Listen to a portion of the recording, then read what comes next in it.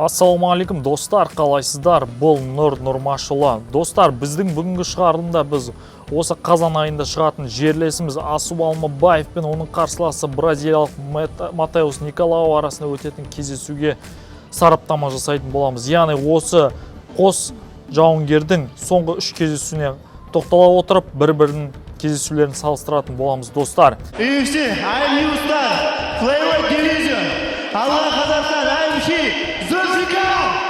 Әрине достар, бұл кездесуде біз барлығымыз бір ауыздан отандасымыз Асу Алмабаевқа бір ауыздан жанкүйер болатын боламыз. Сонымен достар, біздегі ең алғашқы тоқталатын жауынгер бұл әрине Матеус Николау. Матеус Николау бұл бразилиялық жауынгер, дәл қазіргі сәтте Америка құрама штаттарында өмір сүреді. Матеус Николаудың соңғы 3 кездесуіне тоқталатын болсақ, Матеус Николау өзінің соңғы кездесуінде американдық Алекс Переске нокаутпен жеңілгенін білеміз. Достар, бұл кездесу осы жылдың сәуір айында орын алған болатын, яғни UFC Fight Night-тардың бірінде американдық Алекс Перес осы Матеус Николауды нокаутпен жеңген болатын. Оның алдындағы кездесуінде Матеус Николау осы американдық тағы бір өкілі Колорадо штатының атынан өнер көрсететін Брэндон Ройвалға жеңілген болатын. Бұл кездесуде де Матеус Николау нокаутпен жеңілген екен. Бұл кездесу өткен жылы сәуір айында орын алған екен. Оның алдында кездесуінде Матеус Николау американдық Мэтт Шнеллді техникалық нокаутпен жеңген екен. Бұл кездесу, құрметті достар, 2022 жылдың желтоқсан айында орын алған.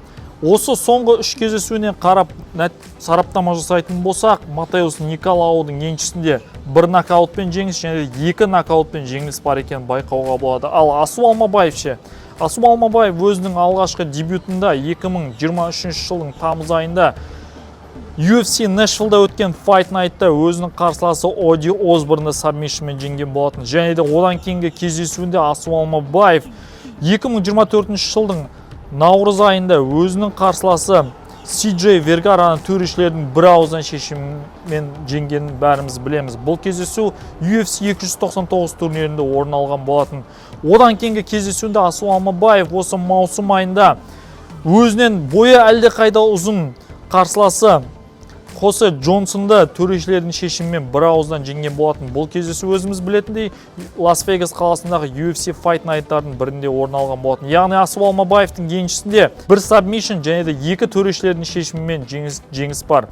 Осыған қарап біз қандай түйін жасай аламыз? Яғни Мэтт Шнеллдің соңғы 2 жеңілісінің нокаутпен болған ескере отырып, біз әрине Асу Алмабаевқа бірінші кезекте оны өзінің тік тұрып соғысу әдісін одан ары дамыту керектігін алға тартуымыз керек.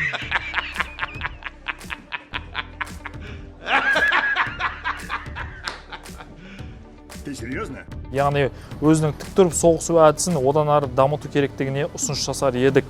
Достар, міндетті түрде осы видеоға қатысты өздеріңіздің ойларыңызды жаза кетіңіздер. Отандасымыз Асу Алмабаев өзінің келесі кездесуінде Мэтт Шнеллді қандай әдіспен жеңеді деп ойлайсыздар? Бұл кездесу толық 15 минутқа созылады ма? Болмаса нокаут, техникалық нокаут, болмаса сабмишнмен аяқталады ма?